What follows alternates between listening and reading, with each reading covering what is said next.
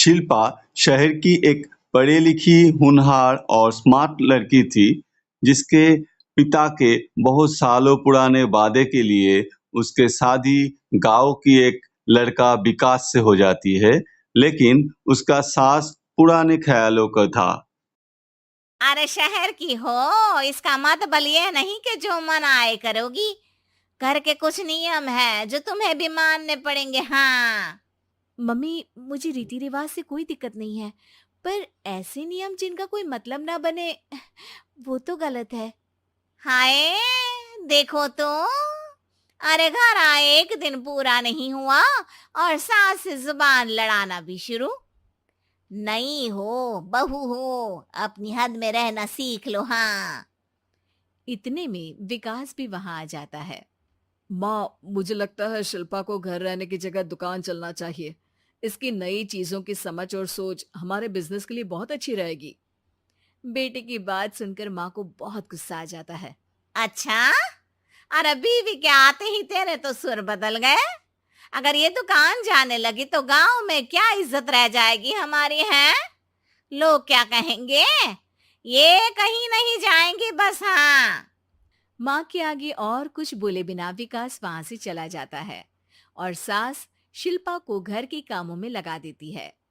उसी रात विकास और शिल्पा साथ बैठकर बातें कर रहे होते हैं। मम्मी ऐसा क्यों सोचती हैं कि औरतें कुछ नहीं कर सकती, और उन्हें लोगों की इतनी चिंता क्यों है?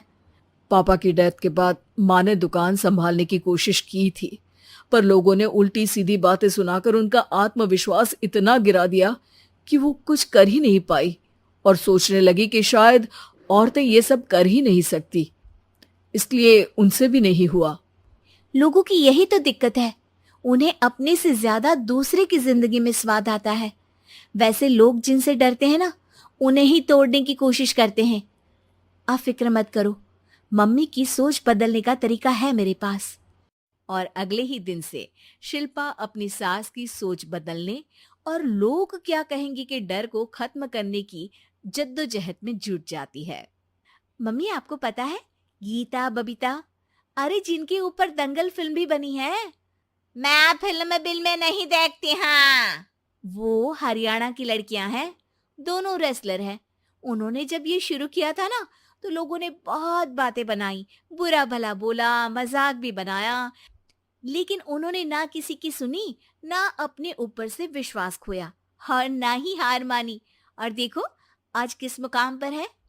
अरे तो ये सब मुझे क्यों सुना रही है? हाँ। नहीं नहीं, बस ऐसे ही, हमें अपने आसपास की खबरें तो रखनी चाहिए ना। ऐसा कहकर शिल्पा अपनी सास को सोच में डालकर वहां से चली जाती है। अब शिल्पा हर दिन दुनिया के अगेंस्ट अपनी हिम्मत से सक्सेसफुल बनने वाली लड़कियों की कहानी अपनी सास को सुनाने लगती है। इसी तरह कुछ समय बीत जाता है। और माँ, आजकल बहुत चुप चुप रहती हो, सब ठीक तो है ना? बस कुछ सोचती रहती हैं, इसीलिए ज्यादा बोल नहीं पाती। ऐसा क्यों हुआ माँ? कोई दिक्कत है क्या?